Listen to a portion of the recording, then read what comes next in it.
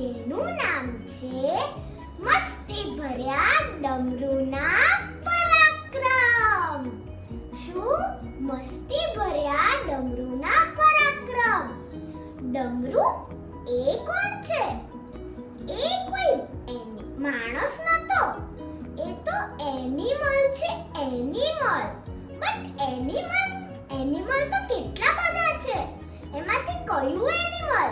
હાથી, ઘોડો, કૂતરો, બિલાડી, બકરી, ઘેટું, કેટલા બધા એનિમલ્સ છે.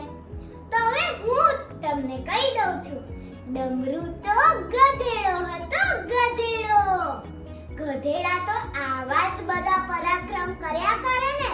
તો ચાલો હવે આપણે ચાલુ કરીએ. ડમરૂ એકવાર રોકેટ વિન્ચના ત્યાં કામ મળ્યું. રોકેટ વિન્ચ તો પાછા ક્રિકેટના ફેન. એ તો ક્રિકેટની મેચ જોતા જાય અને કોમેન્ટ્રી આપતા જાય. અરે હાથીભાઈ, હવે તો સિક્સર લગાવ. હાથીભાઈ સિક્સર લગાવો. તો ત્યારે ડમરૂને એવું થયું કે આ સિક્સર એટલે શું? તેને માલિકને પૂછ્યું કે માલિક આ સિક્સર એટલે શું હોય?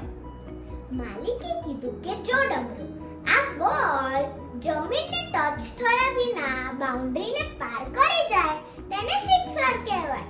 ડમરૂ કે સારું માલિક. ત્યાં તો એકદમ જ ટીવીની સ્ક્રીન તૂટ્યાનો અવાજ આવ્યો. રીંછ તો એકદમ ગભરાઈ ગયો કે શું થયું? તો કે ટીવી ઉપર કોને બોલ લગાવ્યો? આ ટીવી ઉપર તો કઈ બોલ લગાવાતો હશે. ડમરૂ કે માલિક શાંત થાવ.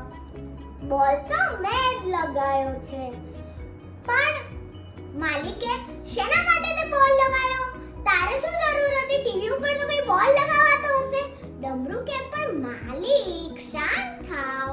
ત્યાંથી પેલો હાથી સિક્સર નતો મારી શકતો ને, એટલે મેં અહીંથી જ એને મદદ કરી દીધી. રીંછભાઈ કે પણ અલ્યા ડમરૂ, આવું તો કઈ કરાતું હશે. સ્ટેડિયમમાં જે બેટ્સમેન રમે ત્યાં સિક્સર મારે. આપણે અહીંથી ટીવી ઉપર બોલ ફેંકીને સિક્સર નથી મારવાની. તો ડમરૂ કે પણ માલિક, તો તમે અહીંથી ક્યાંના કોમેન્ટ્રી કેમ આપ કરતા હતા કે હાથી સિક્સર લગાવો. એટલે મેં અહીંથી જ સિક્સર લગાવીને તમને શાંત કરી દીધા.